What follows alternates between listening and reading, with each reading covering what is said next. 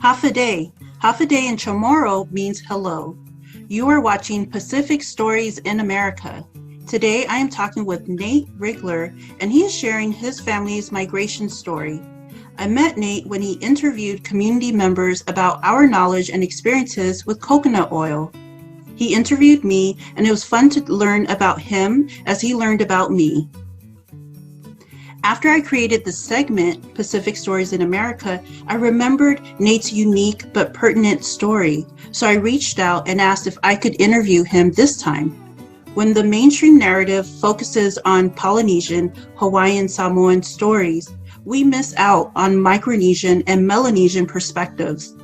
We miss out on the full weight that Oceania has to offer. For that reason, I am especially excited about this talk. Welcome to the show, Nate. Thank you very much. I'm so happy to participate. So Nate, can you share your full name again and tell us where you are from, for instance, where you were born, and where did you grow up? I go by Nate, but my full name is Nathaniel Lennon Siguenza. I'm from Santa Cruz, California. I was born there in '93. I grew up there all of my life. Briefly left in high school to move to Wellington, but Santa Cruz is, and I'm very proud to be from there. Yeah, Santa Cruz is, for anyone who's not familiar with it, it's a little bit of a hippie town. It's part of the Bay Area, but a bit isolated from the rest of the urban landscape. Surfing is king there. I didn't surf growing up, but all my friends did, so sometimes I'd go out and play in the water with them. Yeah, just a kind of medium-sized town, lots of forest, lots of beach. It was a very beautiful town to grow up in. Oh, nice. It's kind of ideal for growing up.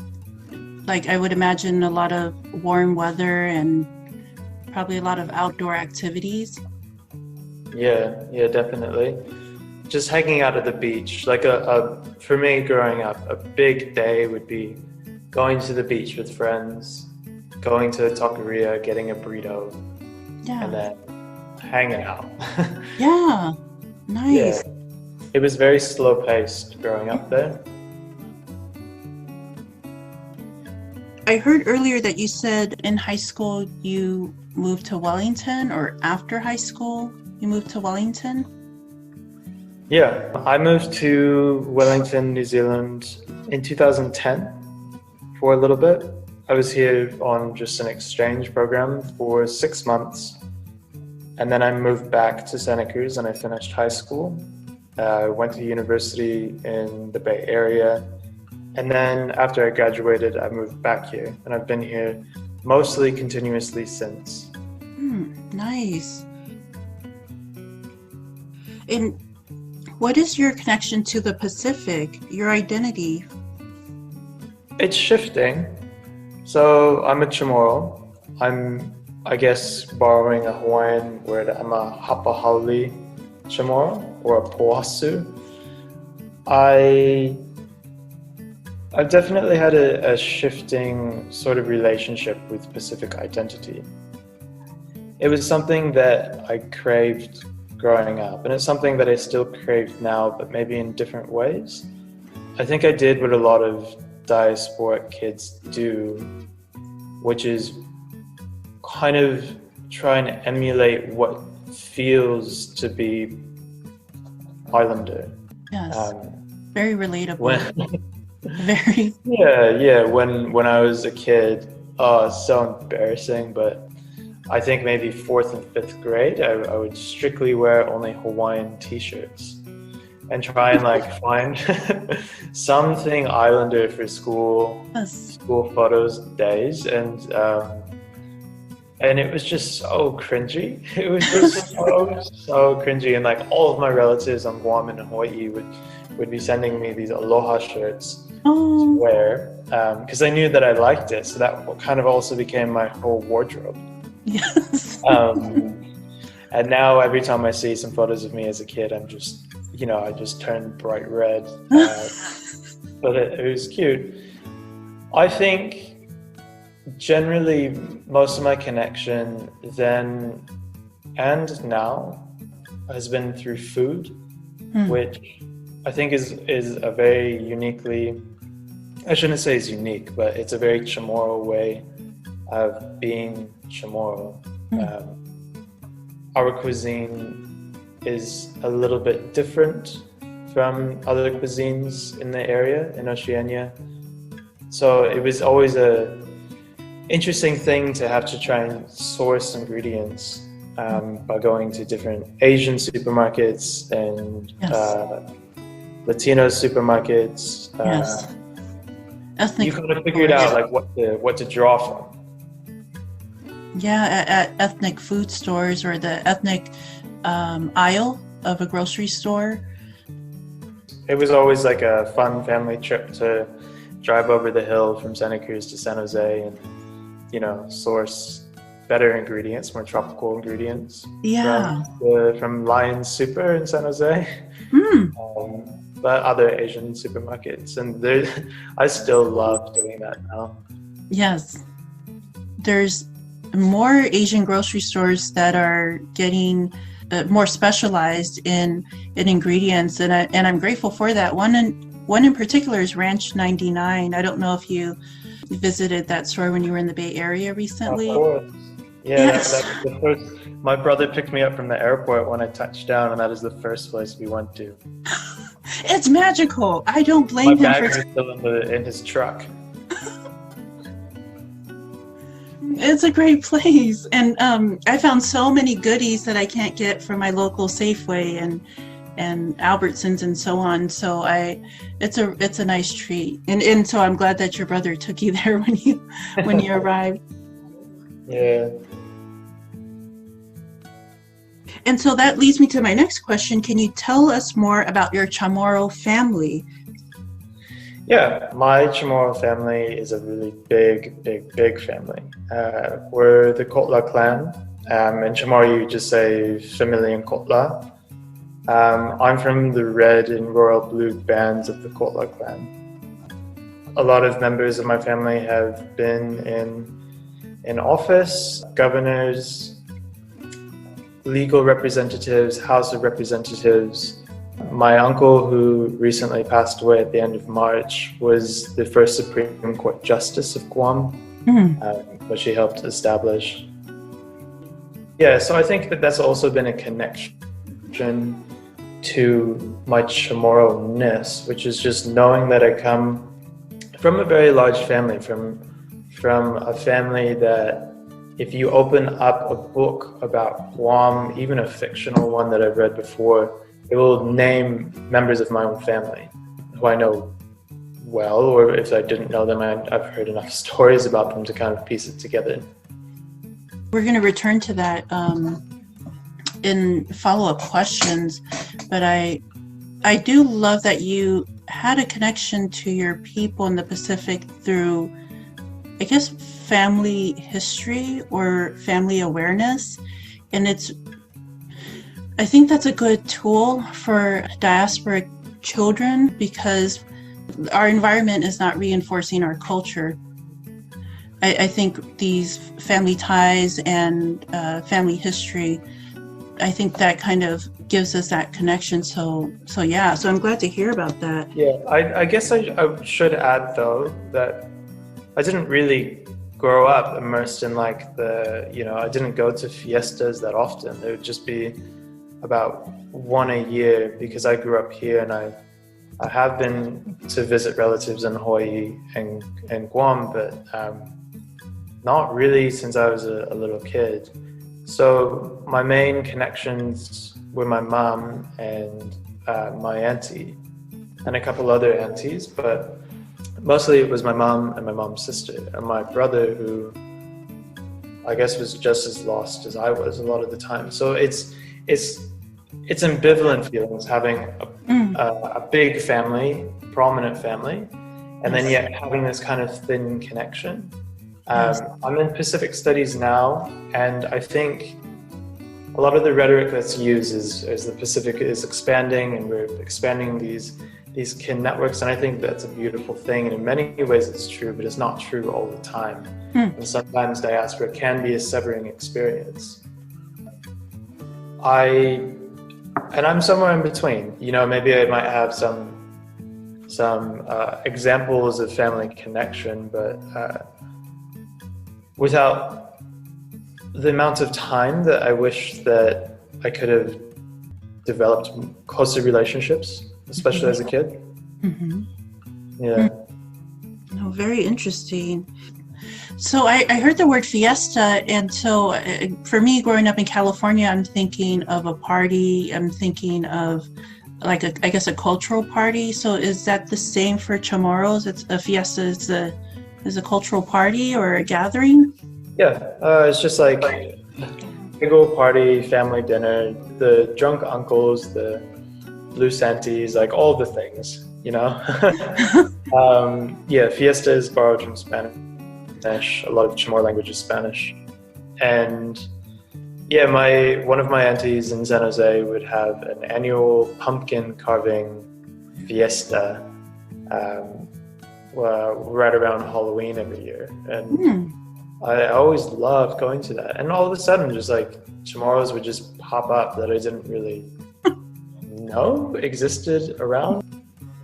But I think what was interesting is we were all from the Bay, but we weren't from the same communities in the Bay. We all drove, you know, anywhere between 1 to 3 hours away to come to my auntie's house every year. And every year, those community identities really started to show on us. Like my brother kind of had I'm not going to say a punk phase. I think all he did was develop it more. But would come up wearing, I don't know, like punk band patches or whatever. And then we would have another cousin, and he was a break dancer and definitely had some like kind of hip hop aesthetic and was cool. And other people, it just kind of showed how many different lives we all lived. Yes. Different kind of cultural capital that we held, and sometimes it wasn't transferable to each other a lot of the time. Yeah. Oh, I can imagine. You know, just relating, it sounds like a very American childhood with the punk band and other influences. It just feels very American. It's similarly when my siblings and I were growing up, they listened to hip hop, but I was listening to Marilyn Manson and the alternative rock scene. Yeah, because it just was. I think it's and we're first generation Americans, so I think it was just, you know, being immersed in American culture. And my cousin, who I call my twinnie, we would just, you know, enjoy alternative music together. But it was so different, you know, this is decades ago. It was so different from, I guess, the other islanders and people of color, what they were listening to at that time, that they called it Satan music. But now it's like very mainstream. And not that it wasn't mainstream before, but I think it's a little more celebrated. And I enjoy it when I hear people of, like, for instance, your brother's punk band as well. And so for me, I love hearing that. I guess, you know, that new story, because yes, we're children of the Pacific, but we're also born here. We have our own experiences. So I enjoyed hearing about that, about your family. And so I have a question about Kotla and Red and Royal Blue bands. So are you from two different bands? Is that what I'm hearing? Yeah, I'm from kind of two family branches within the same clan. It just has to do with like the way our genealogy works. And my grandfather, who married into the Kotla clan, he had his own clan, and he wrote a memoir and he mentioned it. I think it was put, but I've tried to find it because there's a list of clans that you can find on websites and things. There's clan registries on Guam. And I tried to ask my mom about it, and she just said, I have no idea. So I can't claim that side, unfortunately. Sure. I still think it's interesting that there are clan registries, and for viewers, we prepared for the interview before you're listening to this recording now, but Nate was kind enough to explain some information to me, and what's still new to me are clan registries, although it kind of reminds me of tribal registration, and I don't know if that's public information, American Indian tribe registration, but I know that there is this formal registration, and when I spoke with Nate, my understanding is it's a public record, the clan registries for Chamorro people. You might be able to find it.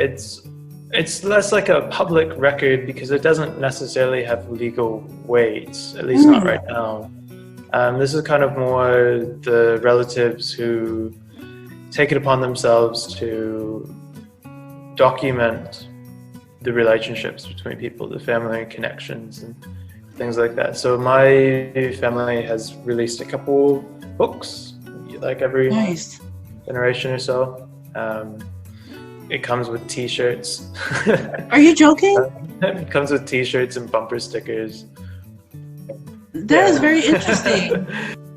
Yeah, and they have family reunions on Guam, and they've also had them out here in this. Well, actually, I'm in New Zealand right now, but here meaning not Guam. They've had it in Las Vegas, I think a couple of years ago. It was, which my mom went to with her partner at the time, and my auntie was there, and other aunties were there. It's pretty cool. My only experience really being at a very large family gathering was for my grandparents' 50th wedding anniversary. Wow. I was 5 years old. Yes. I was 5 years old, and that was, I think, the first time that I realized that I was an Islander. Like before then, I didn't really think about identity or race. I was 4. Yeah. Not to say other kids don't think about it that early, but I didn't. And it was kind of being thrown into that context that it was just like this recognition I'm something else. Yes. I wonder what, as a 5-year-old, I wonder what, I guess, caught your awareness or your observation. I wonder if it was print, like perhaps fabric print or decoration, or maybe language used around you at that time, at that 50th anniversary. I'm just thinking out loud. I think I'd actually have never thought about it. I've never really thought about what exactly it was. But I think one thing just to like share is that my mom's family didn't really live in Santa Cruz. It was my dad's family. It was that side that I saw. My dad's side are Ashkenazi Jews. So they escaped Eastern Europe in the early 1900s. And what's common for a lot of Ashkenazi Jews, or a lot of diasporic peoples in general, is, I should say maybe violently displaced diasporic peoples, is you don't really have this large network of family members because they're dead, because it's a very violent history. Right. And being, in the homeland, I guess, where the family ties are still very strong and large, I think what it is I've never really doubted the cohesiveness of the Kotla clan. I just at times feel as though my connection to it is a little bit strained. But it is this thing, it exists, it's large, and I think knowing that I have a claim to that is maybe that moment. But I probably didn't think about it in these terms when I was 5. Oh, right. It was a feeling. It was a feeling that has kind of guided that identity journey since, rather than any rational thoughts. And I think that it's still a feeling. Yeah. No, that beautifully said. And thank you for, letting us into that insight. for viewers who may not know, Chamorro are indigenous people of Guam. Can you talk about where Guam is located, just for viewers who don't know, and what territories it includes? It might be a controversial topic. Yeah, Guam exists in the West Pacific. Depending if you're counting Taiwan or not, it is the westernmost point of Oceania. It's been referred to as the tip of America's spear because about 40% of the island is a military base, and the spear is pointing really towards Asia. The Chamorro homeland is Guam. In Chamorro, it's called Guahan. Guahan translates loosely to mean we have. And Chamorros also claim ancestry to the Northern Mariana Islands. They share that with Rifalawash people from the Carolinian people. And the Northern Marianas and Guam have had different colonial histories. Guam was the first place, the first island that a European set foot on. It was Magellan's fleet in 1521. Later in that century, or about like early 1600s, it was formally claimed as part of the Spanish Empire, along with the Philippines and along with a lot of the Americas. The north was also claimed by Spain, but it was later ceded to Germany. And then after World War I, after Germany's defeat in World War I, Japan annexed the north, mostly with the consent of the League of Nations, mostly. Guam went from being a Spanish colony to an American colony as a jewel of war, I guess, from the Spanish-American War in 1898. It was ceded along with Puerto Rico and the Philippines and kind of a protectorship over Cuba. And now both entities, both Guam and the Northern Mariana Islands, are part of the United States. Guam is a territory.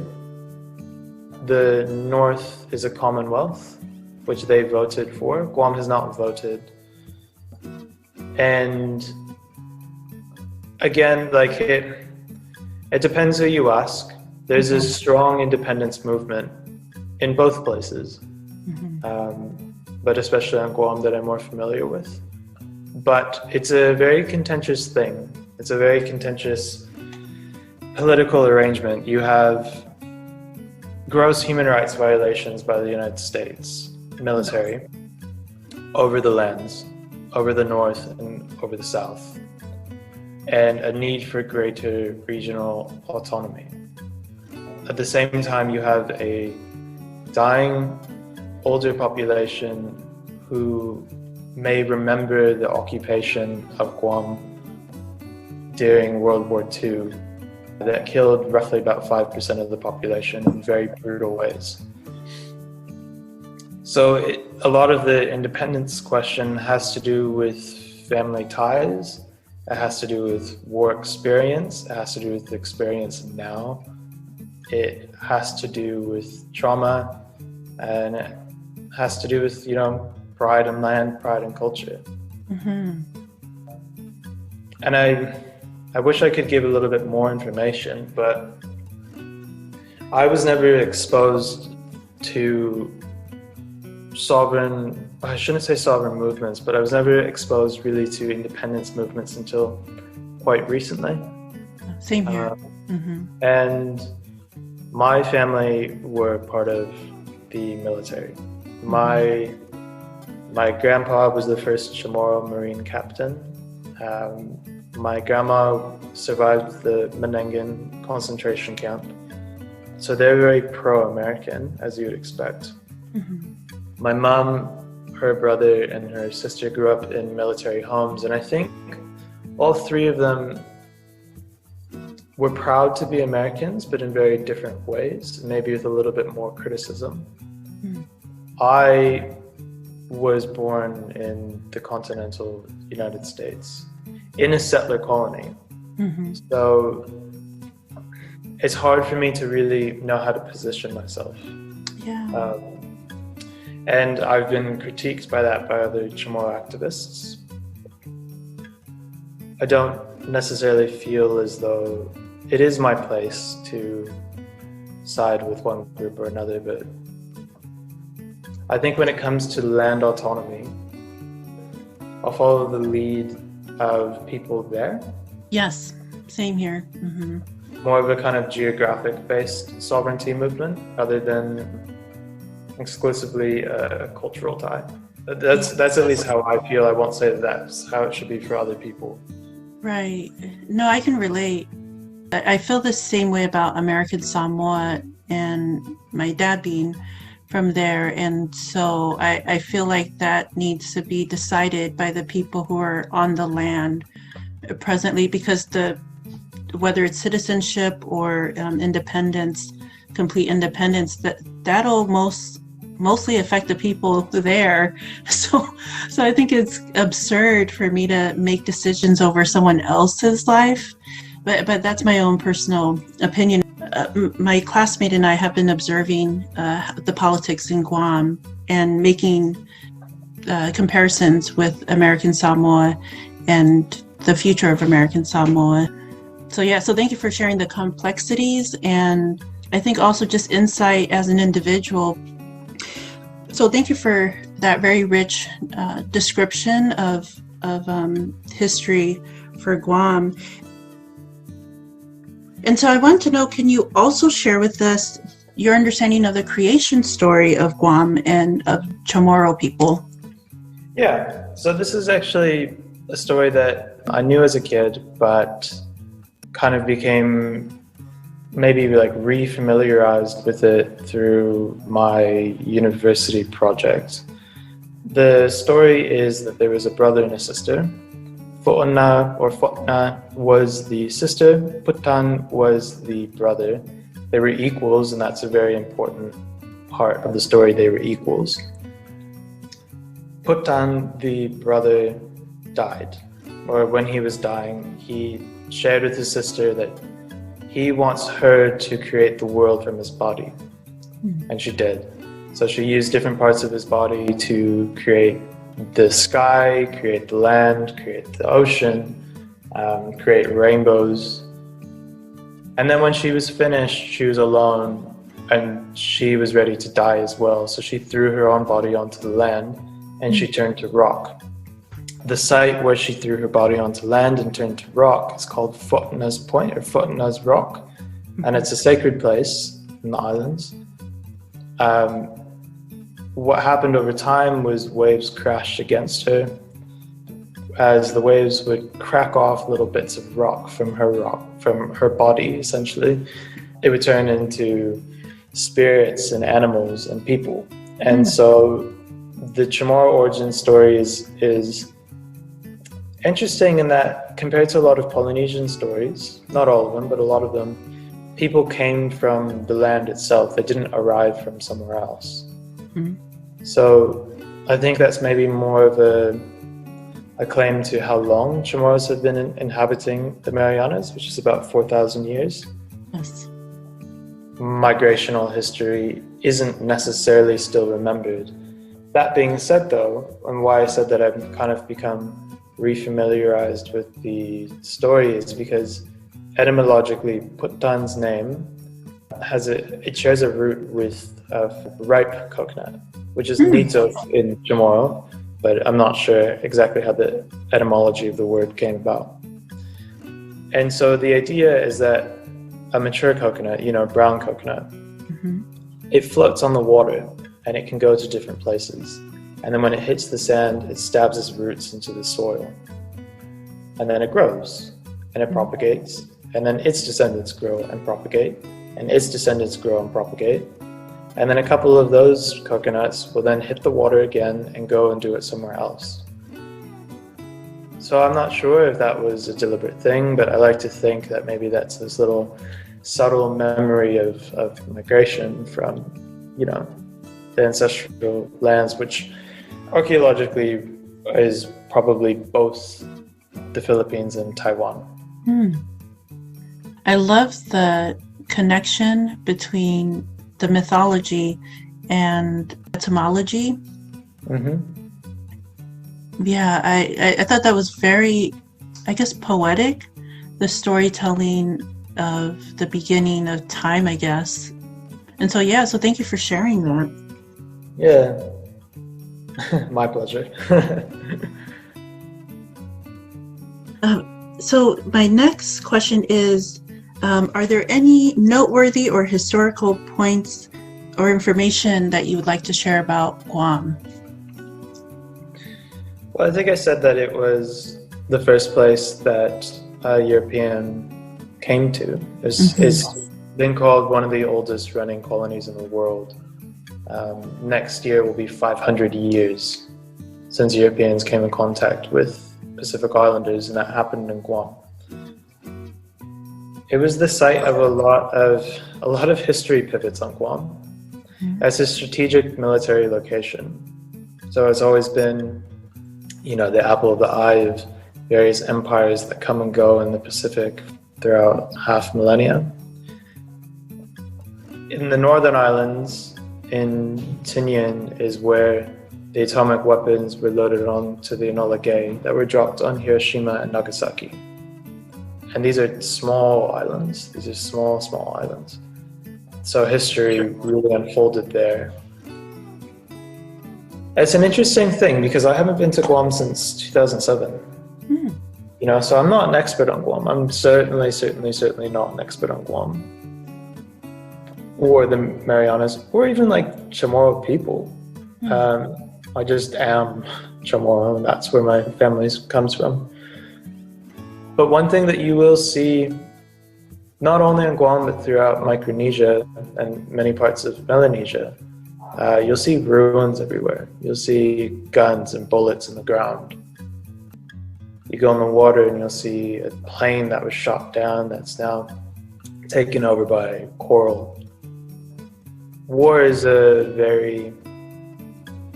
not a distant memory. It's still very much part of the architecture of the land.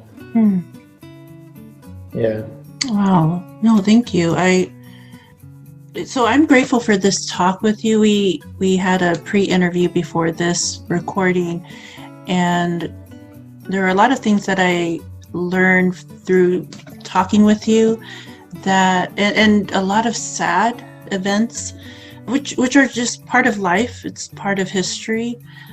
I'm also thinking, when I reflect on tragedy in the Pacific, I'm also thinking of Ashkenazi Jews when you mentioned that your father's family side, which also has, tragedy in their history, very, a lot of pain in that. And at the same time, both sides of the family very resilient.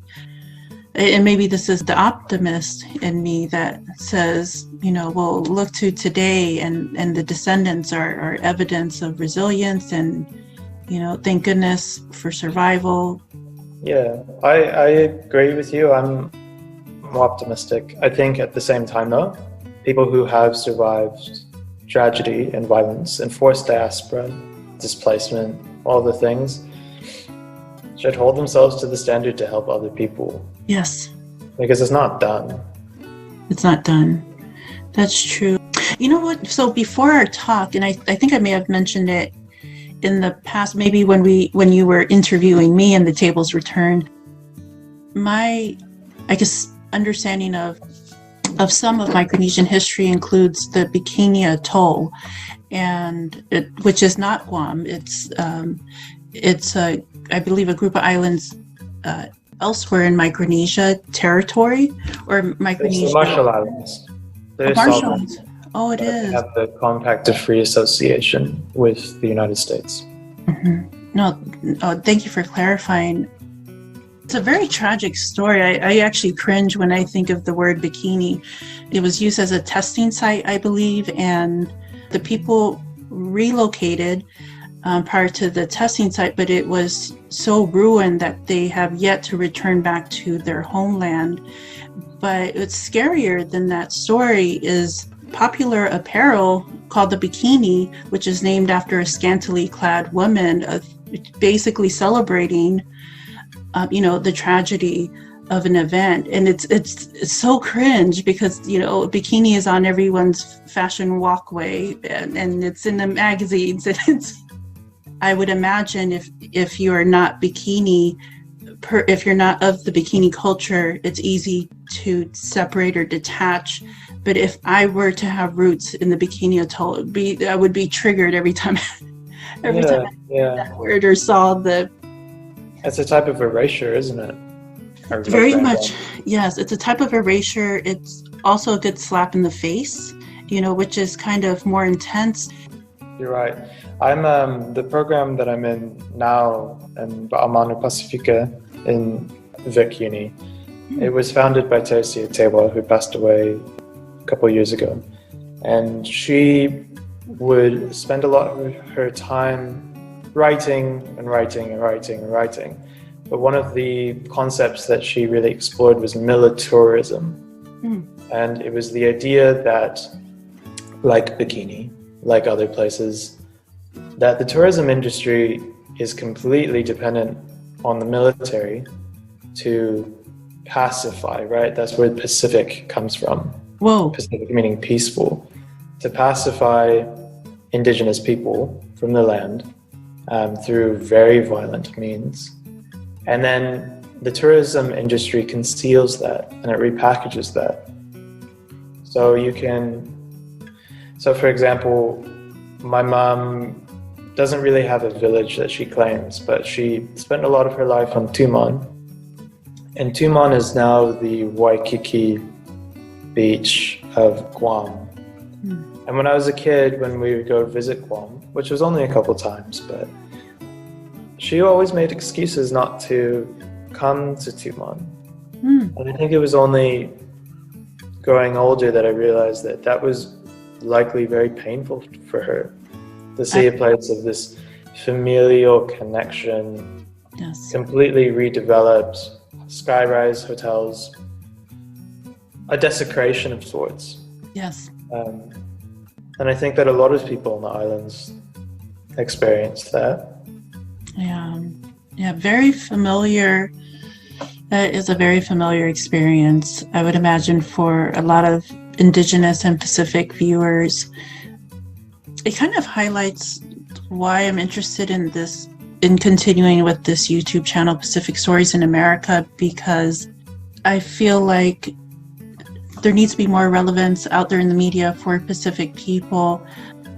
So I like the idea of hearing the voice of the Indigenous people of these territories, including Guam, because for me, growing up in America, when I think of Indigenous people of America, I think of the American Indians, but who's also indigenous to these territories occupied by the U.S.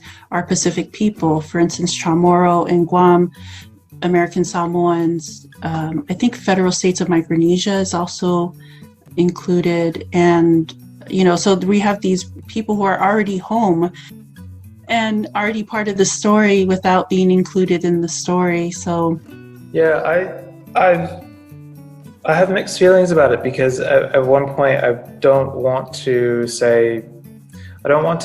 use Indigenous claim to nullify at least my own positionality as a settler in occupied Ohlone lands, in occupied Maori lands.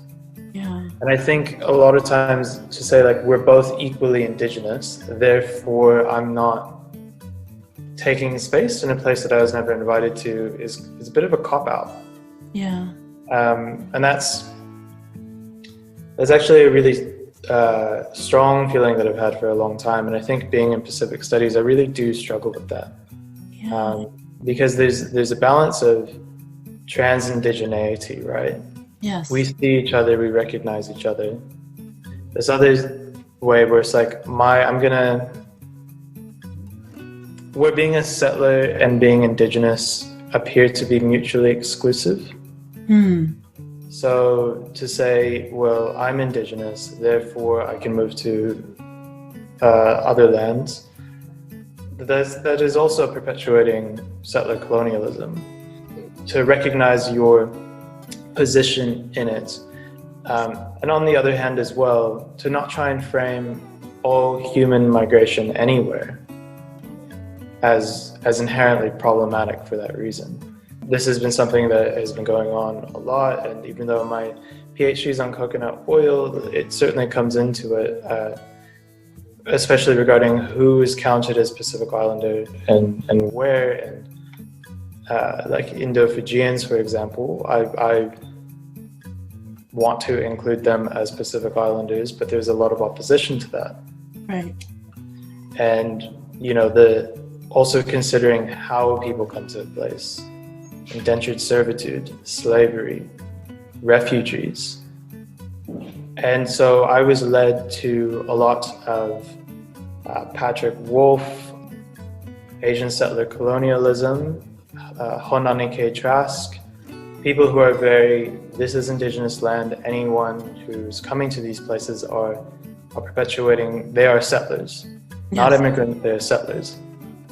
And that's kind of this ethic that I feel like a lot of the Pacific studies literature that I've been exposed to is taking up, and it is a truth. At the same time, you have other scholars who critique it. I'm thinking of Nandita Sharma, for example, from Canada, where it is difficult to maintain this idea that cultures are always fixed where they are, and that this always depends on an us versus them. Because I'm both of those things. Yeah. I'm both of those things, and even if I didn't have these different genealogies, even if I was Chamorro on both sides, I still grew up in Santa Cruz. I didn't grow up on Guam, and now I live here.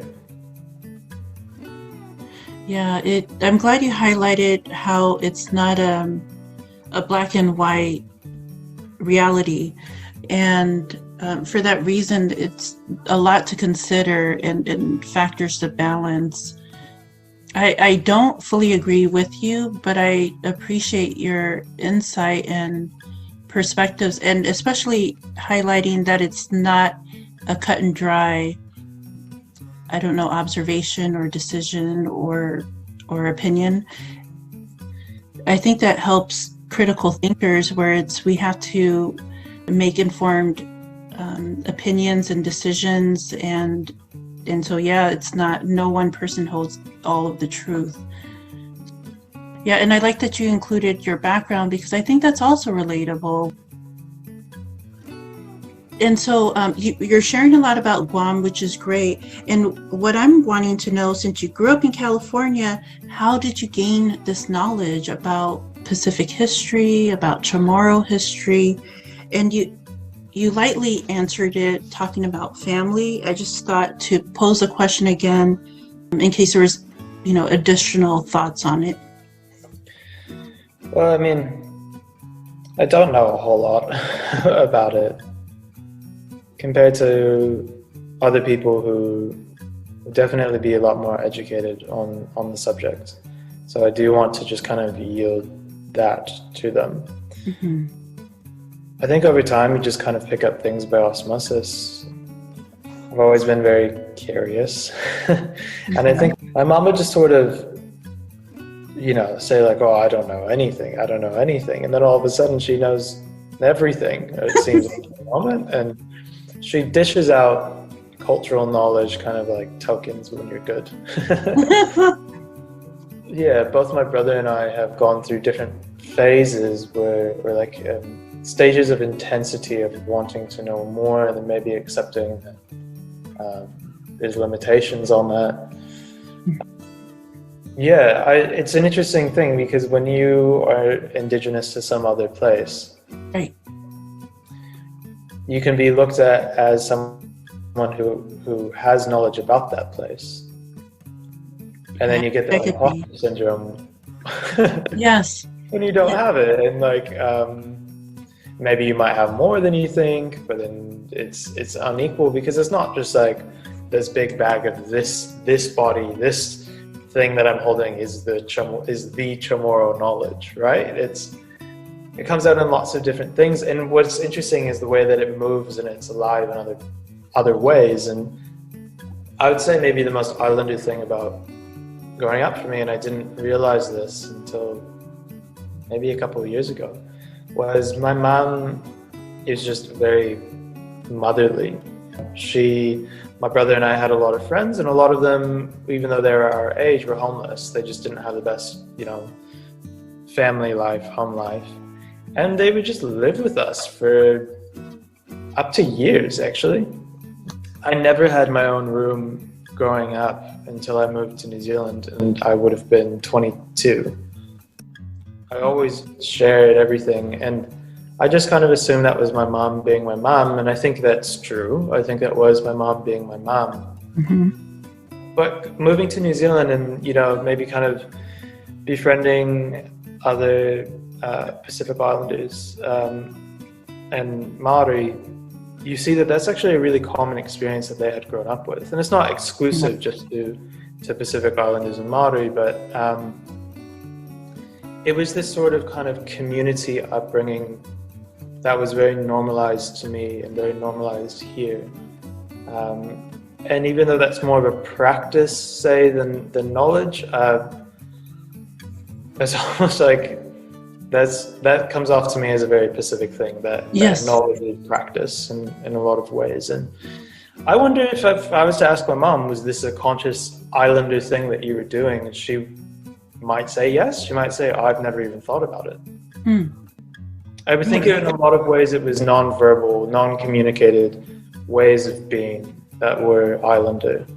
Yes. That is a great observation. I had a similar experience where I was talking to a Nigerian friend, and we were talking about cooking. And I was explaining to her at the time my boyfriend's mom was shocked that I used a recipe, but I didn't use measuring spoons. I just would eyeball everything as I would cook, because that's what I saw. And I'm retelling the story to her, and she said, oh girl, that's an ethnic thing, because we do the same thing as well. But I noticed, because she's first generation American as well, she said she noticed that here people are a little more I guess good with their tools, or prefer to use tools, for their cooking, whereas eyeballing it, a lot of immigrant families are familiar with that. Where measuring spoon, what is that? Like I would tend to use a measuring spoon maybe for medicine for some strange reason, but not for cooking. I would know it's a pinch of salt, a handful of this, and so on.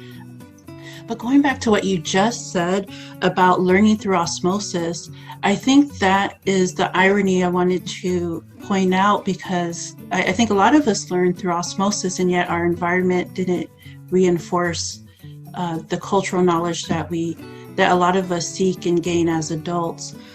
But I also like that you pointed out, your mother, and having conversations with her, and how there are times she's sharing cultural knowledge or language or information that is relevant to your people. And I also like that you pointed out the irony of, when we're indigenous to a different territory, but we're here, sometimes people will see us as experts on this cultural knowledge. It's an assumption. And the irony is, this imposter syndrome, the feeling like, for me, feeling like, okay, I don't have anything to hang my hat on to tell you I am this and that, when, a lot of my consciousness has been formed by my American, Californian, San Francisco environment. I know what it's like to grow up eating Chinese food, Japanese, Thai food, and also eating Ethiopian food and Indian food and hamburgers and French fries, eating hot sauce in most of everything I eat. And I feel like that's very Californian. I have a really funny anecdote about that. Sometimes we do shared lunches in Valmont and Pacifica in my program in Pacific Studies. And I make Mexican food because that's what I grew up with. I would have done too. I would have done the same. I was making tamales, and there's a lot of Samoans here, and multiple times they asked me, so like, what Chamorro dish is this? And I was like, this isn't Chamorro. This is a tamale. And it was really hard, I think, for them to be like, why would he be cooking something that isn't Chamorro? Like, there's been other times where I was making pasta. Yes. For myself, I was making just tuna pasta because I was, lazy and couldn't think of something, And yeah, it was this kind of like, oh, is that the island spin? And I just kind of looked at it and I was like, maybe? I don't know. Like, sure. Yes, I can relate to that. I guess that's kind of part of the maybe diasporic story is, I guess visiting these different lands. For some of us living in these, for lack of better wording, different lands, and then picking up things along the way, like hot sauce or Mexican food, or just anything. And I think someone who grows up in Hawaii can probably really relate to this conversation we're having right now, because there's influences from Puerto Rico and the Philippines in Hawaii, influences from Portugal, and they totally get why there is pasteles at the luau. They understand why there's lumpia at the luau and malasadas. And so, and I guess if you have the luxury of growing up in your homeland or in your parents' native countries, then yeah, you probably wouldn't know what it's like to be exposed to these different cultures and food. But I wouldn't trade it for the world. I'm really glad I got to taste different cuisines in my youth, not waiting until I traveled as an adult. Now I'm going to move on to migration. How did your mom's family migrate to the United States? My mom's father, Peter Charles Mendiola Siguenza, was the oldest of 9. And when he was 15, his mom sent him to California. He came through Angel Island, which is, for anyone listening, it's kind of like the Ellis Island of the Pacific. And I didn't know that, actually. I went on a conference field trip last year to Angel Island, and I had heard it was a leper colony, which it was. It's a big island, but I didn't know that was the immigration processing center, and I learned later when I told my mom that I went to Angel Island that's where he came through. He stayed in America working on some farms, going to school, just doing the things. And he was in San Diego when, actually, just as like a funny anecdote, he arrives through the Bay Area, right? So he arrives, I think, in San Francisco is where he docked. Then he had relatives in San Diego, and he thought that he would walk from San Francisco to San Diego. Oh no! To go and see his relatives, because he grew up on an island and he had no idea the magnitude and the scale of place and land. It's very island centric. I can relate. No, he just didn't. Yeah, he thought it would be like walking from one village to another. He got down there somehow, probably hitchhiking. I'm not. Who knows? And he was there when Pearl Harbor was attacked. And then on that same day, within hours, Guam was occupied. Wow. So he had all of his communication cut off with his family for nearly 4 years. He didn't know if they were alive or dead. And he enlisted in the military.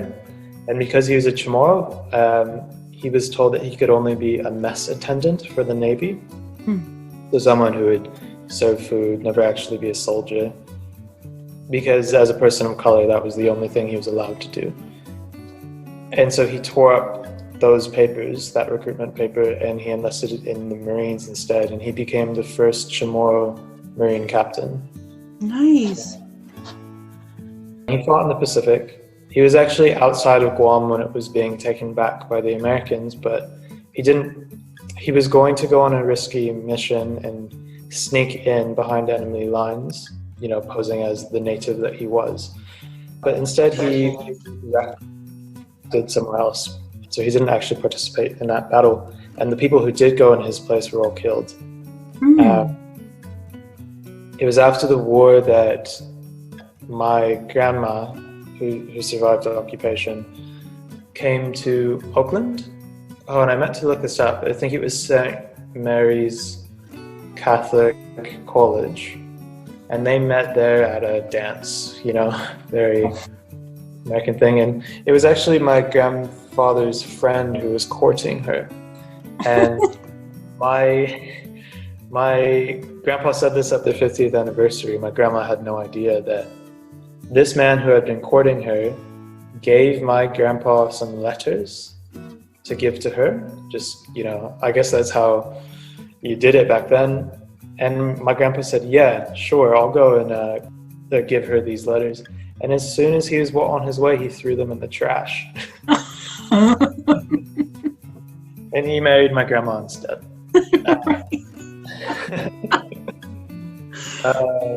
Very clever. Yeah, they lived in America for a little bit, and then they moved back to Guam. Yes. They had my uncle, who recently passed away, Pete Siguenza, there. They then stayed. My grandpa continued to work for the military, so they were always moving around. They had their second child, my auntie, in Los Angeles, and then my mom was born in Guam.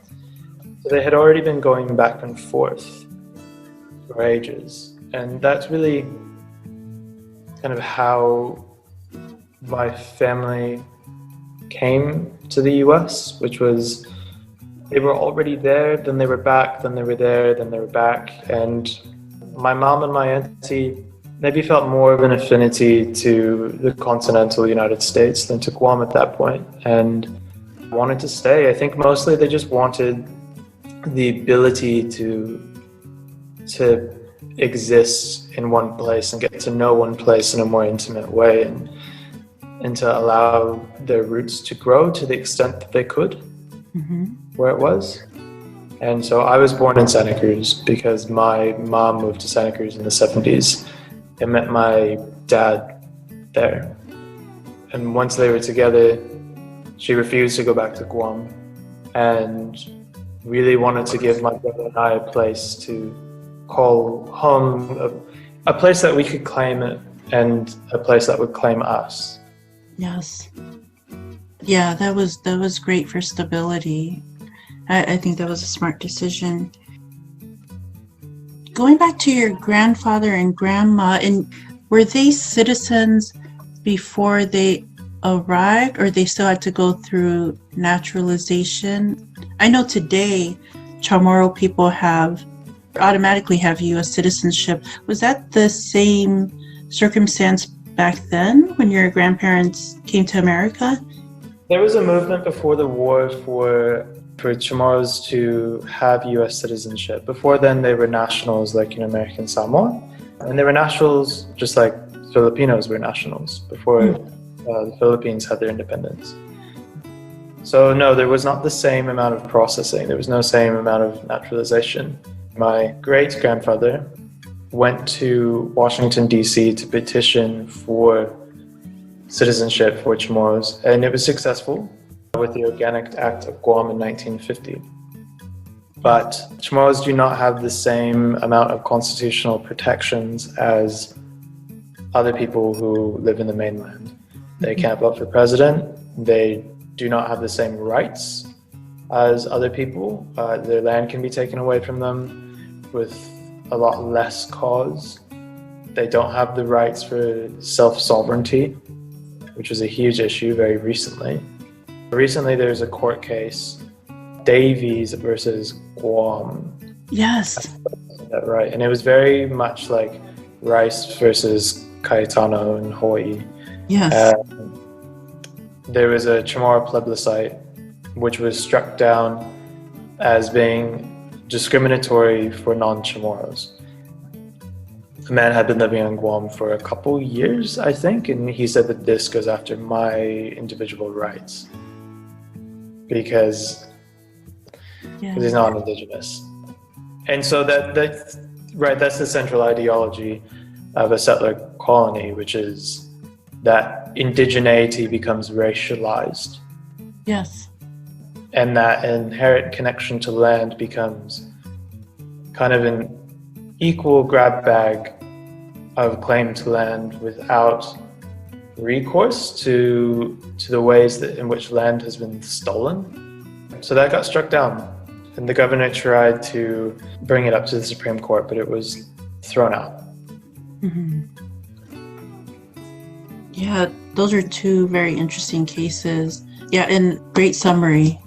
The Davis v. Guam case, that's a strong case that American Samoa is reviewing in decision for birthright citizenship, which we now have, but it's being challenged by the governor, and for a talk for a different day. But yeah, so thank you for that summary and explaining the self-sovereignty. Viewers probably already can tell what the answer is going to be just if you were carefully listening earlier. But did you hear your native Chamorro language at home? Did you know, it kind of goes back to the osmosis discussion, because that's how humans, period, we get our culture through osmosis. But when we don't, and it's not reinforced, for me, I'm kind of curious, well, maybe you got it from home, or maybe you saw things in the media. So that's the question about it, whether you experienced or heard your native language at home. Yes and no. Chamorro was illegal to speak until I think the late 70s. With it being illegal to speak, a lot of people didn't really speak English that well. So it was still practically used on the island, but it was illegal to speak in schools, especially. And my uncle was beaten pretty badly for speaking Chamorro in schools.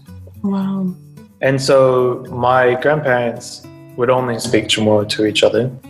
So my mom could understand it, right? They would always switch. Switch when they don't want the kids hearing, and the kids totally understand it. But they didn't speak to their kids in Chamorro.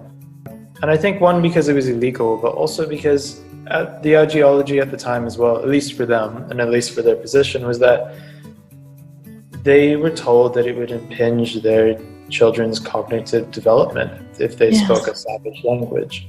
And so I think, especially dealing with war trauma, my grandma really wanted to give her children the ability to succeed in a new world. And the new world didn't speak Chamorro, it spoke English. And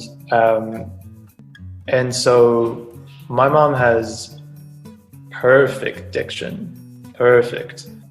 Which is, the sad irony of it is many times people will compliment her English and ask how long she's been speaking it, which is it's the only language that she speaks and all of her life. And so my mom didn't speak to us in Chamorro. She couldn't really. I would hear my grandparents talk to each other in Chamorro when I was a kid, when we would visit them and when they were living in Oahu and in Guam. But I have seen Manamko. Manamko means older people, elders in Chamorro. I've seen Manamko talk to my mom in Chamorro, and I've seen her, despite the fact that she says I can't speak it or understand it, I've seen her respond to them in Chamorro as well. I don't think she wanted to speak Chamorro. I think she really internalized that. And I don't think she really had the reference points to look at other people's and see, or at least not that she was aware of.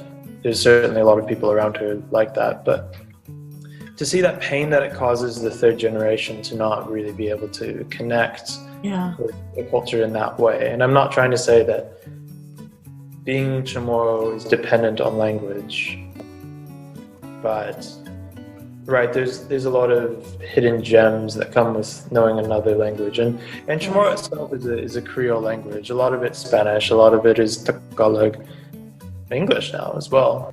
It consumes the cultures that come, and it re-articulates them into something new, and that's a really beautiful thing about language in general. But yeah, no, I didn't grow up with it. I would like to speak it now. And there are some online courses and things which I would like to do, but right now I'm just trying to write a thesis. Okay. You're plenty busy. Jobs and get some residency, and yes. And I'm not trying to devalue it in any way, but I only have 24 hours in a day like everyone else. Yeah, you have a full plate, so I get it. I heard so much pain in the what actually happened behind the language, because it wasn't the traditional story of we just chose not to practice a language, that was old country ways, but rather your story, and I'm sure it's familiar to Hawaiians, your story included that it was outlawed. It was discouraged and penalized to continue the language, so that would factor into whether it was spoken at home by the third generation. So yeah, so that was it was sad, but just raw too. I mean, that's what had happened. But it's, I'm glad that we live in a world today where there are programs and resources, for those of us who have time, that we can, get in touch with our language. Although I personally don't believe that my identity, is solely defined on whether I speak the language, because, a lot of people who colonized my people spoke the language, or learned the language. And so it's not, but at the same time, I think it's a beautiful extension of ancestry to, if we can, but it can't be the defining factor, just especially when I know it was practiced by people who harmed, and not that my people are blameless and have never harmed anyone in their lives, but I get it. Yeah, I think also, just something to add, part of my whole wanting to connect to being Pacific now, but especially when I was a kid, because it takes different forms. When I was that, chubby, white-looking boy who wore exclusively Hawaiian t-shirts, my mom gave me this really beautiful cloth-binded Chamorro English dictionary. And when I was a kid, I would just go through and try and memorize. Aww. So what's interesting is perhaps maybe like a lot of other Californians' ability to know Spanish is, a lot of nouns, a lot of verbs, but you can't really put them in a sentence together. You don't know how to restructure it. You don't know the language rules. Mm-hmm. It's like you're familiar with chess pieces, but you don't know how to play the game. Yes. Yes. But you know what they look like. You know what they sound like. So I had that, and I tried to learn Chamorro, but there's times where I'm like, well, I can't believe I actually knew what that was. And being in Pacific Studies, so Chamorro is it's an Austronesian language, which is the second largest language family in the world. Just like a lot of Melanesian languages, just like Polynesian languages. And so there's a lot of similarities that you can find, but living in New Zealand and being in Pacific Studies and having a lot of exposure to Olelo Hawaii and Samoan and Tongan and other languages, you see a lot of similarities where if something doesn't carry over the direct meaning, it's going to be related in some way. Mm-hmm. Not all the time, but very frequently you can figure things out. And for example, like right now, I'm working as a gardener for Otari Wilton Bush, which is a really beautiful piece of land right outside Wellington City. And it's the one remaining original forest in Wellington. And so there's Latin names that go with all the plants. There's an English name if it's not the Maori name. And then there's a Maori name to go with them, Te Reo Maori. And just kind of with the Latin structure, Latin roots will have something might be, a descriptor of a plant in Latin. If I can maybe figure out certain qualities about a plant by knowing its Maori name, if I know what that word means in Chamorro. There's a type of pine here it's called matai. And matai, you might know in Samoan, it means chief. In Chamorro, matai means death. And so this wood, I was just like, it's going to have something to do with the chief. It's going to have something to do with death. Maybe both, maybe one or the other. And so I was looking at the story behind it, why it's called matai. And it's exclusive. It's a tapu wood, so it was used exclusively by high-ranking people historically. But the sap bleeds. It's red. It bleeds. It looks like a wound. So it's symbolically represents death as well. And so these are kind of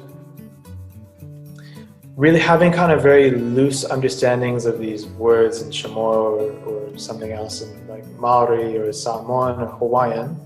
You have the very thin cloth that you can kind of understand the world with, and it overlays each other and they help each other grow. And there's a lot to be said about the relationships of Pacific worldviews and in learning these languages that come with it. I was hearing how higher education helped, how it helped facilitate and connect us with information that we wouldn't have otherwise. I didn't have anything else to add to what you said. I thought it was beautifully said. So from our talk, I understand that your grandfather was a college graduate and that your parents met at UC Santa Cruz. And so I want you to talk about if higher education was a priority in your family. I think it was normalized 3 generations ago with my grandparents on that side, because it was normalized on the other side, on my dad's side as well.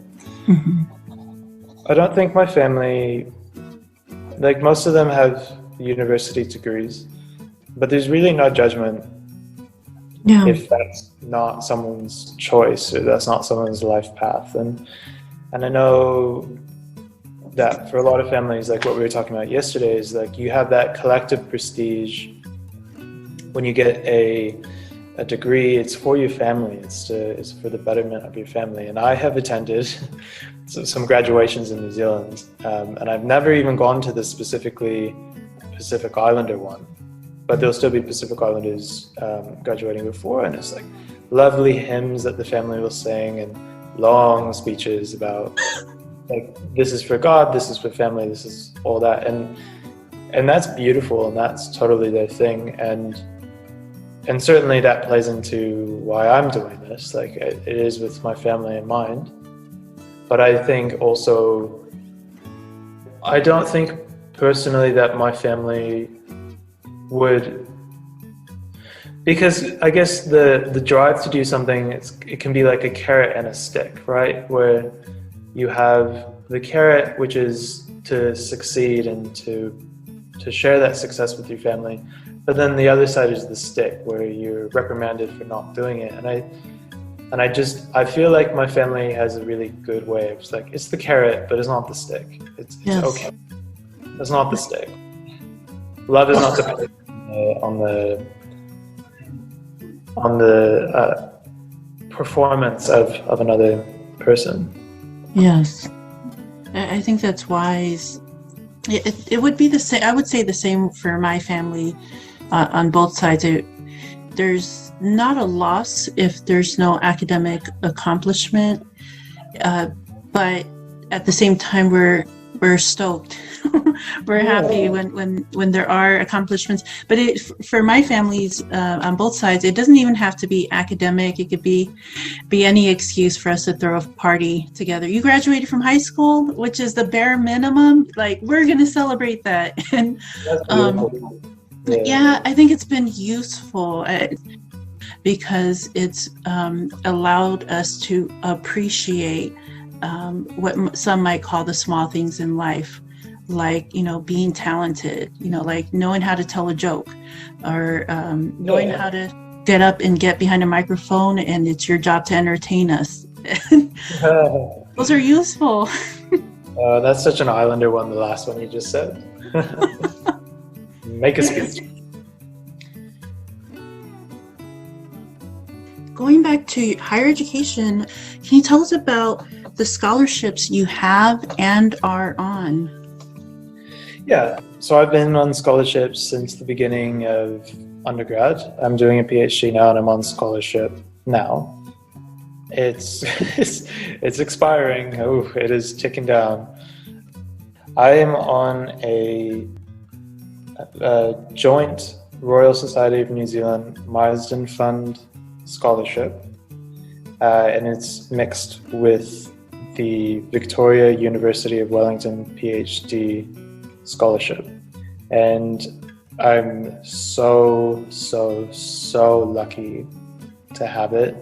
It pays for tuition and student fees, and it provides a stipend to help with living costs. I'm able to work a part-time job with it, so that way I can have a break from university and also have some extra cash in my pocket to actually enjoy life. Important. And yes, so important, because it's a 3-year scholarship, and I'll be going over. I'll probably be closer to 4 years, so that's coming out of my savings from this job. New Zealand sponsors Pacific Islanders. There's certain money put aside for Pacific Islanders, and although there's certainly a preference for the Pacific Islanders to be New Zealand citizens or residents, or to be from the countries that New Zealand has a diplomatic relationship with, or closer diplomatic relationship with, like Tokelau or Samoa or the Cook Islands or Niue, they do support Pacific Islanders from other places as well. It doesn't mean that you're going to get a scholarship if you're a Pacific Islander, but it does help. And I've brought this up. I was in the US for about 6 months last year, and I was talking to a couple younger Pacific Islanders, and I was hustling hard because they need to apply to universities in New Zealand. Because in the US, it could help, but we do not have the same visibility as we do here.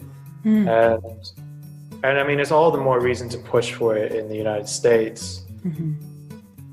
But this is a really great way to expand your Pacific-ness and just yourself as a person. You don't need to fit this litmus test of I'm an Islander, because this is just something that you can just experience as a person. And I'm in Pacific Studies, but you don't need to be in Pacific Studies. You can do accounting, you can do engineering, you can do math. It's wonderful to do those things. Especially Pacific Islanders in STEM research, because there is a lot less Pacific Islanders in, the quote-unquote hard sciences. And yeah, get it. Yeah, that is awesome. Thank you for informing us, because I did not know. Is this being, would you say that this is sponsored by the New Zealand government or from specifically your university? It's both. It's both, because that's awesome. Yeah, the university is a public university. These are public universities. Yeah, that's awesome, because that is quite a different experience from here, and where we have minimal scholarships that are, I guess, community based or culturally based. So when I hear about it elsewhere, it's it makes me dream. It makes me excited. Like, okay, I hope this information catches on. And not that, other students don't matter in America. I mean, we're all competing for better opportunities. But I guess I'm just speaking from my own community and keeping my ear to the ground about what we're asking for, and a common request or demand or prayer is for resources and opportunities. And so I loved hearing about that. Yeah. So from my understanding, your grandfather is the beginning of this migration story to the United States, and then your mother is first generation American, what I would consider first generation American. Then would it be safe to say you and your brother are second generation American? Yeah, that's how I describe myself, and that's how I think he describes himself as well. We are second generation Chamorros. And so growing up in Santa Cruz, did you feel, and you addressed this earlier, but in case you have more to say on this topic, did you feel a disconnection with our Pacific identity, or did you feel a disconnection with the Chamorro culture when you were younger in Santa Cruz, ironically surrounded by beach culture? And I say ironically because I would imagine someone watching the video or listening would think that's ironic. Sometimes people associate beach culture with tropical people. But so my question is, did you feel a disconnection with your Pacific identity growing up in California or Santa Cruz? Yeah, definitely. I did. I think because my dad's family lived in Santa Cruz. I grew up much closer to them. I was at my grandma's house like once a week, a couple times a week. My cousins are here, everything else. And my grandma, my dad's mom, I think she really wanted a beautifully Jewish, solely Jewish family. Mm-hmm. And what she got instead was 2 Nigerians, 2 Chamorros, a Korean and a Japanese grandma. And she loved us, and her granddad loved us so much. And I think there was a lot of work to do, a lot of internal work to navigate that racism. That was just the normal. That was just what it was growing up in the 1930s in America. And so we grew up in the synagogue a lot. I was part of the synagogue camp, the summer camp, We had bar mitzvahs, we did all those things. And so that was always the default. And adding to it, Santa Cruz, there's a large Jewish population in Santa Cruz. So a lot of my friends were Jews. That was the default identity. Mm-hmm. But in a way, also, when you're in a circle full of one ethnic group, your difference is very much highlighted. And I think it was much more of my brother, who phenotypically looks a lot more Islander than me, and especially from my Nigerian cousins, who ironically I would say are the most avid Jewish community members that I know. Wow. But yeah, the otherness was highlighted, and it kind of gave you this yearning for more. But I didn't know Islanders growing up. I knew my brother. In the 18 years of my life living in Santa Cruz, I met 1 Hawaiian and 1 Samoan. And then when I moved to Berkeley to go to school there, it's funny, there was a girl who I later realized was also half Jewish, also half Islander. She was a Hawaiian. And I interviewed, we were friends, more kind of friends of friends, but I didn't know. And it was on graduation day, after 4 years of knowing each other, that I saw that she was wearing a ribbon lei, not one of the purple orchid ones. And so a ribbon lei is that gives it away. Yeah. And so I went up to her and asked if she was an Islander. Kind of maybe rude in hindsight, but I was like, "Are you an Islander?" And she's like, "Yes." So talked to her about it. And then there was another a girl who I lived with in Berkeley for a couple of years. I lived in the big old co-ops, and we had lived together for, I'm going to say, about 3 years. We weren't really friends or anything, but because it was a very large house, but we knew each other. And she had a Hispanic last name, as most Chamorros have Hispanic last names. One time, her cousin came to visit, and her cousin was talking to someone else on a couch that I was sitting on as well. And he said, "Oh yeah, something, word Chamorro." And so I just immediately jumped into the conversation, and I found out that this girl that I had been living with for about 3 years and I were cousins. Wow. So that's a huge thing about visibility, right? You don't really know islanders around you, and you don't know if there are islanders around you, let alone a relationship to them. Yes. I think that's a very relatable experience. Yeah. So because you grew up here in the States, or at least for the first 18 years of your life, are there any unique American experiences that you'd like to share with the audience? Fun memories or thoughts on pop culture? I guess my question is more about, were there fun times growing up, in Santa Cruz or in America that you would like to share?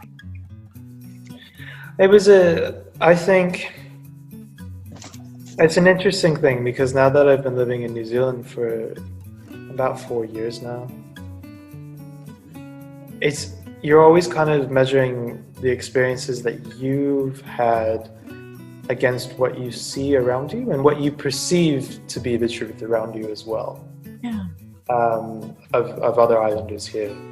And a lot of my life was just very much putting on a Pacific hat when I entered my home, and even then it wasn't that. It wasn't like it was a mix, right? Just reflecting how my mom grew up. And my other lineage. But I didn't take space as an islander outside my home, really, growing up in Santa Cruz. For the most part, I was just kind of a ethnically ambiguous kid hanging out with other somewhat ethnically ambiguous kids. Yeah. And I felt like I really grew up I had a very Santa Cruz experience. And that was an interesting thing, because people from Santa Cruz are rightfully accused of being very pompous a lot of the time. It's like, ooh, we're from Santa Cruz, we're cool, we're better. And it's totally true, and it's because we are so cool. But yeah, just kind of like, there wasn't many times where I was confronted necessarily with being an islander, and that was mostly because I looked white. My brother and my mom were confronted with it a lot, and not necessarily being an islander, but just brown. And so in a town where I think Santa Cruz is about roughly 60% white, about less than 40%, close to 40% Hispanic, mostly Mexican. They were mistaken as Mexican quite a lot, which is a very Pacific experience growing up. You're going to be mistaken for whatever the more dominant cultural minority is where you live. And I've done that to Islanders a couple of times. So I didn't really have that burden of racism against me to the extent that they had it. So my reflections on it was my invisibility really benefited me in some ways, but also made you feel as though your cultural claim wasn't real. Yes. So it's very ambivalent feelings. You're not recognized as an islander, so you kind of stop to recognize yourself as an islander. Yes. And then that was how I just was. That's how I was when I moved here as well. And I never intended to be in Pacific Studies either. I just thought it was an interesting thing one time when I had to sign up for classes for an exchange, and I was like, what is Pacific Studies? I don't know. I'm gonna just check it out and enroll. And then within within a month, I was looking at grad school here. But my feelings towards it is like living here as a Micronesian in very dominant Pacific spaces is othering. Being an American in New Zealand spaces is othering. Being an islander who grew up in a way that's not quote unquote the normal Pacific way is othering. And I felt like an imposter before. I feel that way sometimes now, and that's okay, and that's to be expected. But I've really, maybe in the last couple of years, have come around to be unapologetically diasporic. Yeah. To own who I am. And a lot of it came out with my project, my PhD project was interviewing diasporic islanders here in Wellington and in the Bay, in San Francisco Bay Area. And my experiences really reflected a lot of other people's experiences, especially in America, which is that there was one participant in my research, a Hawaiian from Sacramento, and she said, being Hawaiian is like being seen and unseen at the same time. You see the way that your culture is appropriated around you, but it's separated from the people who it comes from. Yes. And so you're always kind of in this opaque sense of belonging and existence, and if it's all right if I kind of like paraphrase you, Ruby, what you said. Yeah. With the code switching that comes from that, to have substance to exist, it is absolutely a reflection of our power inequity in America to have to code switch all the time. But that ability to code switch does make us strong. And like, you're brilliant. Throw us anywhere and we'll swim. Yes, that is true. And those skills that I had in America, not really being visible, being other, whatever, I brought that here, and it's similar, and I'm using those skills here. And it's the same skills my mom brought when she came to the United States, and it's the same skills that her dad brought when he came to the United States. Yes. Yes, absolutely. And yeah, very resilient. Yeah. I love it. So we're kind of switching gears. I remember yesterday you were telling me about your brother's music band. Can you tell us more about that? It's not so much cultural. It's not really a cultural question, but it's kind of like just a fun question. Yeah, well, my brother and I are different. He had a really strong role in raising me. He's only 4 years older than me, but has always been just very mature. He was always in punk bands growing up, and then his music taste developed a lot. And so he's in 2 bands right now. One is called Daxma. It's spelled D-A-X-M-A though, but pronounced Daxma. And that's his project. And then he's also kind of fused with this other band called Mountaineer, and they just dropped an album recently, and my brother's fiance does a lot of vocals on it. It's a beautiful album. And I think my brother came out here almost 2 years ago, and he met my supervisor. My supervisor, April Henderson, she studies hip-hop and the articulations of hip-hop in Pacific cultures, specifically Samoan ones, but Pacific, Maori in general. And so she was kind of talking to my brother about music, right? But comes from this completely different world, one that's really borrows a lot more from the Black diasporic experience, which a lot of islanders grew up in. Yes. and contributed to and build and collaborate with. But my brother, we grew up in mostly a white community, so that was kind of more the route that he went. So his bands are doom black metal. Doom black metal, and my brother is so proud, without fact-checking this at all, he's so proud to be the first and most likely only Jewish Chamorro black metal musician. Oh, that's awesome. And so his own band, Dakma, the first one I was talking about, my brother's like a philosophy nerd, so a lot of his music is inspired by that. But also, there's a song in there, he covers Landslide by Fleetwood Mac. Doesn't really sound like the original, it's very inspired by it. But that is a shout out to my mom's experience witnessing and enduring the heroin epidemic on Guam in the 1970s. Wow.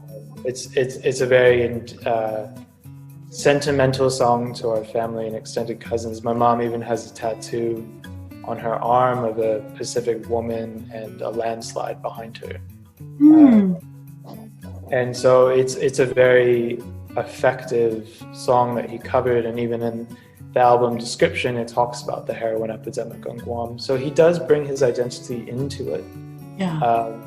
And histories, I think maybe for him it's less about Chamorro-ness, but it has to do with the power of war and drug epidemics and family history and trauma.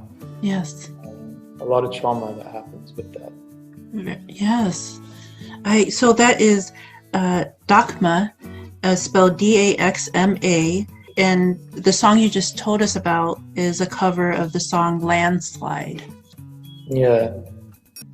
That is awesome. And is there any website or social media for viewers to check out your brother's music and support? They can go on Spotify, they can go on YouTube. That's how I do it. Nice. And that would be for his own band, Dakma, or the other band that he is working with, Mountaineer? Mountaineer, yeah. Both, yeah. They should probably come up together. But yeah, and it's, if you look up the band, it's a cool thing to see a brown body taking space in a very white subculture. You know? Mm-hmm. Expanding it and kind of maybe setting some roots down. Yeah, which is awesome. Yeah, maybe it'll be the new Pacific thing. Who knows? So you're in New Zealand now. For viewers who don't know, can you tell us about either the location or geography of New Zealand? It is in the Pacific Rim. Yeah, we're in the Pacific. New Zealand is a Polynesian country indigenously for various political reasons and other reasons. Maori, for the most part, do not identify as Pacific Islanders in the same way as Tongans or Samoans or I think 2 Chamorros who live in New Zealand. It might actually just be me now. I think the other guy's gone home. And oh man, yeah, it's the Pacific roots are everywhere. You see it, you feel it. It's in the customs, it's in the language, it's in the food that you eat. And even if it's not through Maori connections, you'll walk down the street and see a lot of Islander faces. You'll pass a lot of Islander churches. You can get taro at all of the convenience stores people call dairies here. Oh. You know, I went to dinner last night for my partner's sister's birthday, and like you just sit down and it's different from America in that the people sitting down with you are Islanders, they're Maori, they're white, they're Asian. But it's just normal. That's just a really normal thing that it's a stronger population. So I should have looked this up before, but I'm pretty sure the Maori population in New Zealand is about 14%, between 14 and 15%. And the Pacific population, so not including Maori, is about 7%, 6-7%. Wow. So combined, that's, you know, about 1 out of 5 people here are either Maori or Pacific. And yeah, it's in everything. So whether or not New Zealand does want to portray itself as part of the Pacific, generally when the Pacific is talked about, it's kind of talked about as out there, over there, not here. But with so many Pacific Islanders here, at least parts of it are Pacific Island, and Yes. you will never not see that. You cannot walk through Auckland without being aware that you are in the Pacific region. And just like a lovely thing that happened when my brother was here, we were walking through South Auckland, which is mostly Pacific Islander in the neighborhood we're at, and he just got a little fussy going. People kept asking if he was Samoan, and then when he was like, "No, I'm Chamorro," and they're just kind of look like, "So you're not Samoan?" Does not compute. Does not compute. Doesn't know what that is, but also like, can we be Samoan together? Because I want to be, you know? But you know, totally like metal aesthetic, like different tattoos and all those things. Yeah, it's really nice, and it feels so good to walk out the door. And I had taro this morning. Wow. You know? Wow. You are describing a very foreign world to me. Growing up in California, so a world where taro is pretty prevalent, it sounds, and you know, seeing Pacific faces often, that's a world I don't know.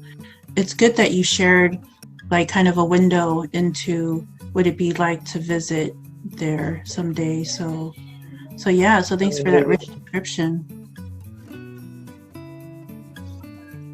So I have just 3 more questions. One of it is semi-political, so you don't have to answer if you don't want to, but I'll still shoot the question in case you have any interesting thoughts to share.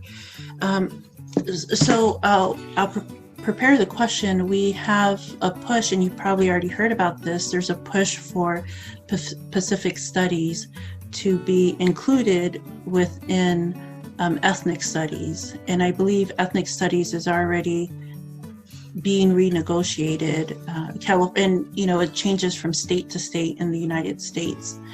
And so, you know, after this conversation about, you know, growing up with Pacific heritage, but then growing up here in California and having to acquire our knowledge or cultured knowledge from places that were not in higher education or the media, you know, I'm sure viewers or just anyone listening can hear how, you know, it took some effort to, I think, connect with Pacific knowledge, for lack of a better description. So my question to you is, do you think that it's good or important that we include Pacific studies in our ethnic studies, which is, I believe, supposed to be packaged within the traditional American K through 12 education? Our stats are growing in America. I think it was, according to a recent study, I believe we are the largest growing population, Pacific Islanders. And so because of that relevance, you know, we're growing in population. I personally have the desire for Pacific studies. And at the same time, I understand that there's, especially when it comes to politics, sometimes there's different agendas behind, I guess, packaging of education. And so yeah, so I'm kind of throwing a heavy-handed, complex question at you. Out of curiosity, do you happen to have any thoughts on the need for Pacific studies in California or even in America? I think it's really interesting how much you preface that as this controversial You can tell I've been thinking. You know, it's not that controversial. Like, it's become controversial because fighting for the right to just be recognized and take space and exist and be seen in America is so hard. And maybe it's political in the fact that you have people struggling that, like, lateral violence, which is what someone here introduced me to that concept recently. I'm kind of embarrassed I didn't know it before. Of fighting for a piece of the pie because there's a sense that you don't have enough. Right now, like, so I did sign a petition in support of Pacific Studies in California curriculum. Very recently I did that. And right now, like, so I'm in my office at uni, and someone across from me, she is one of the Pacific liaison officers, so she offers support to Pacific students. She's at a high school right now recruiting students to do Pacific things, not even just for Pacific studies, to do anything they want. But, like, just, I think you wouldn't even have this conversation here. Is it okay to want to know who we are? And it's so sad that that's the reality, but, like, I'm from America and I know that's the reality. Yes. And so you can say the argument, I'm sure, the counter argument is Pacific Islanders, there's so little of them. Even if they're the fastest growing population, that's still not that much compared to all these other groups. And that might be true. But the size of the Pacific is a big deal. Every single continent can fit within the Pacific Ocean. And depending how you measure maps, right? Like, if you're measuring land mass, then the Pacific is much less than 1% of the entire land mass of the world. But if you're counting territory, so the ability, the 200-mile radius around islands, like, Kiribati is the size of Kazakhstan. And we've grown quite a lot. The Pacific has never been empty. Right. There's been full of people. I think about 20% of all the world's languages exist in Oceania.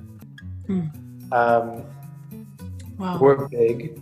And not only that, we don't even need to talk about islanders there in the Pacific. I mean, definitely do. But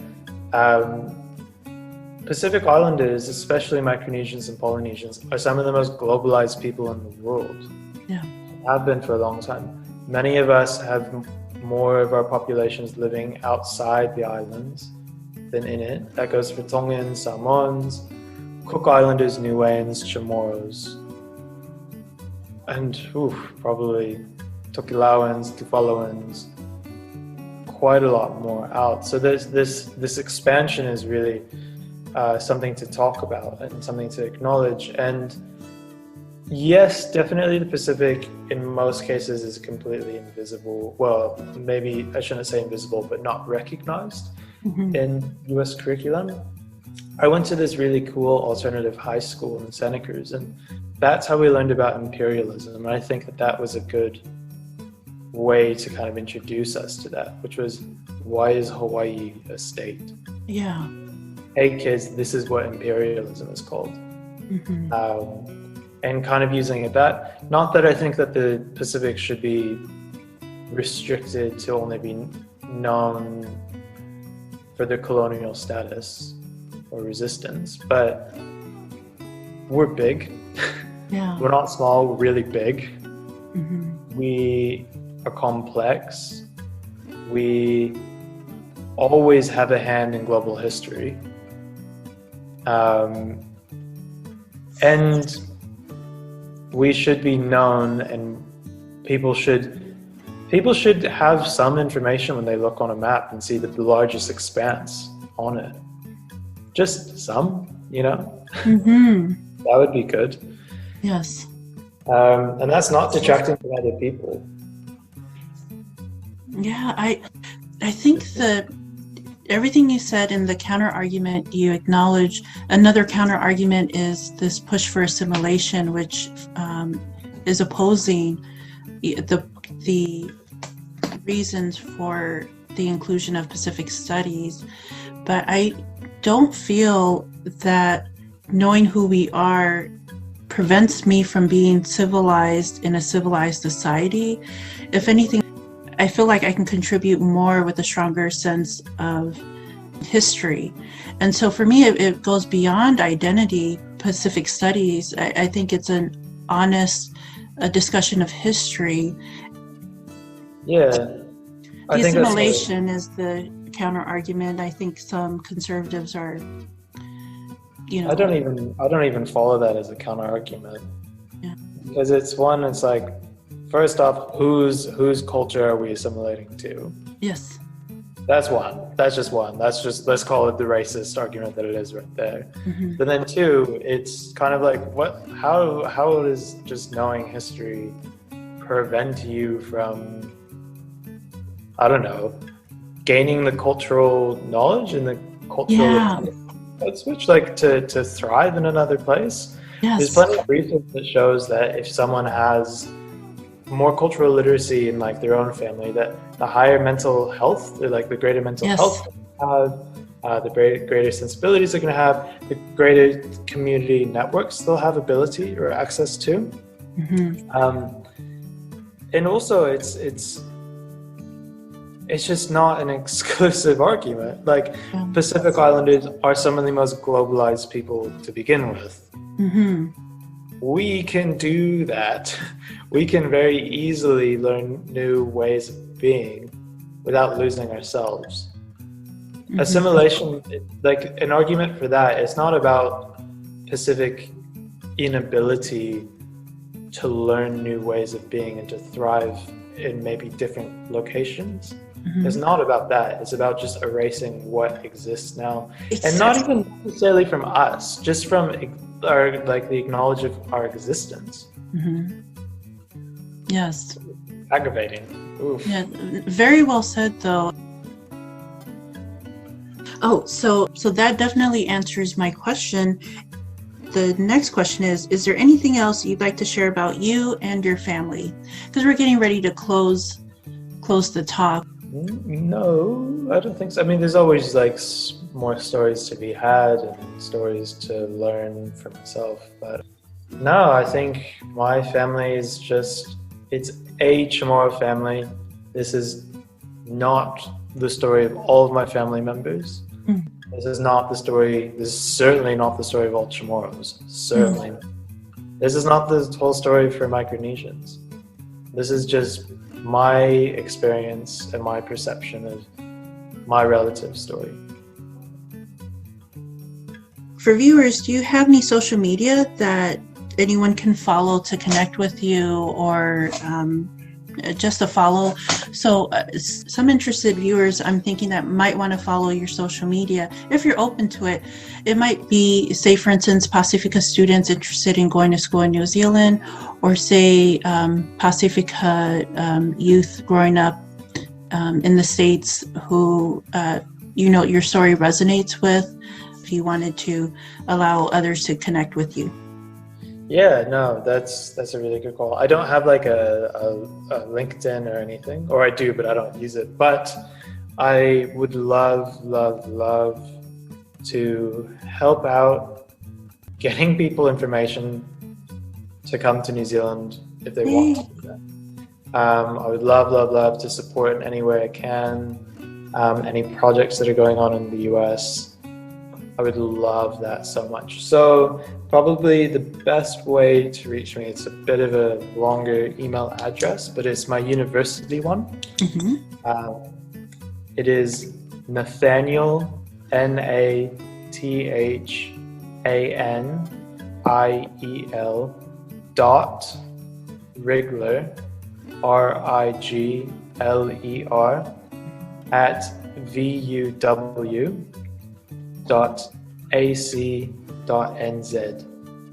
NZ, sorry. I'm used to saying that in New Zealand where they say Z. NZ.